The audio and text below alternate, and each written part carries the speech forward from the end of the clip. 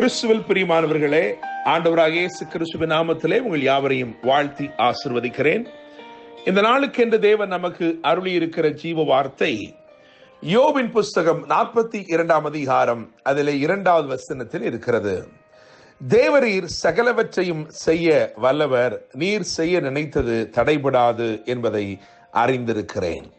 என கேட்கிற தேவனுடைய பிள்ளைகளே, எல்லாவற்றையும் இழந்து உருவழிந்த நிலையிலே நின்ற யோபு உள்ளத்தின் ஆழத்திலிருந்து உணர்வோடு சொன்ன வார்த்தைகளைத்தான் வாசித்திருக்கிறேன்.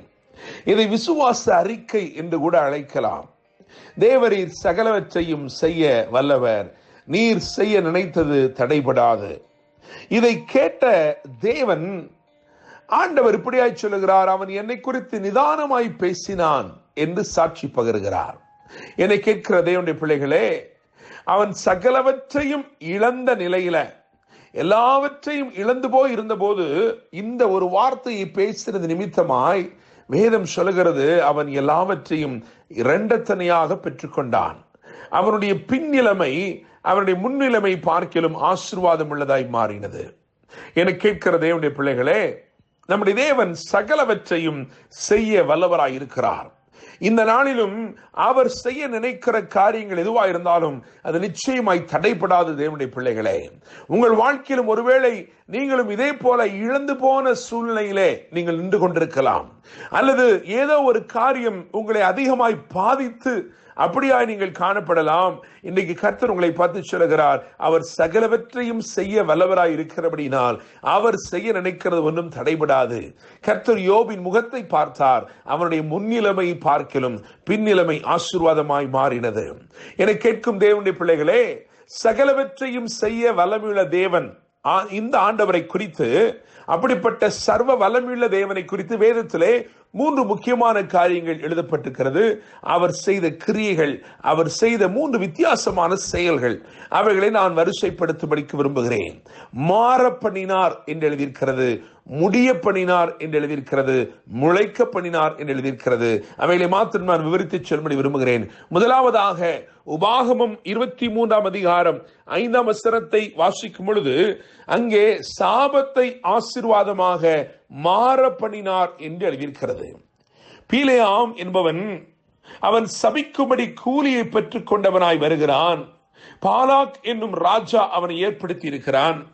எனவே அதிக பணம் கிடைக்கும், அதிக கனம் கிடைக்கும் என்று வந்த அவனை தேவன் அவன் விரும்பியும், அவன் இந்த ஜனத்தை சபிக்க வேண்டும் என்று விரும்பியும் அவனால் கூடவில்லை. அவன் சாபமாக சொல்ல வேண்டும் என்று விரும்பினவைகளும் ஆசீர்வாதமாக வெளிப்பட்டது. தேவனுடைய பிள்ளைகளே, என்னை கேட்கும் தேவ ஜனமே, உங்களுக்கு விரோதமாய் கூலி பெற்றால் கூட ஒருவராலும் செயல்பட முடியாது. காரணம், இஸ்ரவேலை ஆசீர்வதிப்பதே அவருக்கு பிரியமாயிருக்கிறது. உங்களை ஆசீர்வதிப்பதே அவருக்கு பிரியமாயிருக்கிறபடினால் ஒருவரும் கூலி வாங்கி கொண்டு கூட உங்களை சபிக்க முடியாது. காரணம், இந்த தேவன் சாபத்தை ஆசீர்வாதமாக மாற பண்ணுகிற தேவனாக இருக்கிறார். தேவனுடைய பிள்ளைகளே, இரண்டாவதாக ஆதியாகமத்தின் புஸ்தகம் 49 அதிகாரம் அதில் 20வது வசனத்தை கவனித்தால் யோசேப்பு இப்படியாய் சொல்லுகிறான், நீங்கள் எனக்கு தீமை செய்ய நினைத்தீர்கள், ஆனால் ஆண்டவரோ அந்த தீமையை நன்மையாக முடிய பண்ணினார் என்று சொல்லுகிறான். என கேட்கிற தேவனுடைய பிள்ளைகளே, இவர் சாபத்தை ஆசீர்வாதமாக மாற பண்ணுகிறவர், இவர் தீமையை நன்மையாக முடிய பண்ணுகிறவராய் இருக்கிறார். அதன் தோற்றம் தீமையாக இருக்கலாம், அந்த சூழல்கள் எல்லாம் அவனுக்கு எதிராக செயல்படுகிறது போல இருக்கலாம், ஆனால் அதிலே ஒரு முடிவை தேவன் கொண்டு வருகிறார். அந்த முடிவை கவனித்து பார்க்கும் பொழுது அது தீமையை நன்மையாக்குகிற முடிவாய் இருக்கிறது.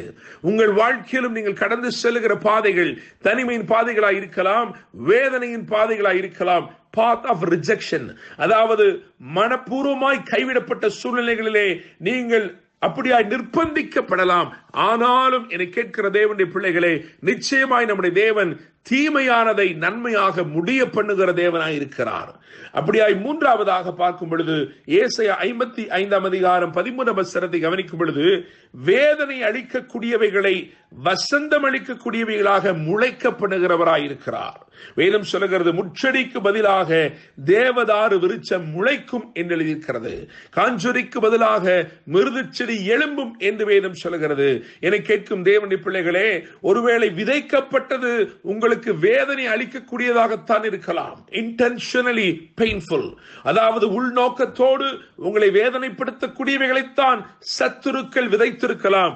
ஆனால் கர்த்தர் அந்த தீமையானதை அல்லது அந்த வேதனை அளிக்கக்கூடியதை வசந்தம் அளிக்கக்கூடியதாக முளைக்கப்படுகிறார். என கேட்கும் தேவனுடைய பிள்ளைகளே, விதை வேதனைக்குரிய விதைதான். ஆனால் விளைச்சலோ, விளைந்து வரும்போதோ அது வித்தியாசம் உள்ளதாய் விளைந்து வருகிறது. அது முச்செடிக்கு பதிலாக தேவதாரு விருட்சமாக முளைத்து வந்தது. தேவனுடைய பிள்ளைகளே, எனவே இவர் சகலவற்றையும் செய்ய வல்லவராயிருக்கிறார்.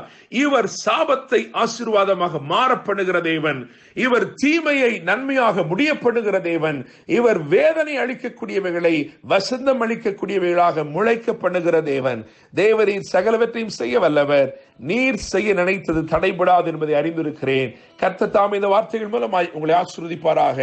என்றும் அன்புடன் pastor Daniel Moses. God bless you.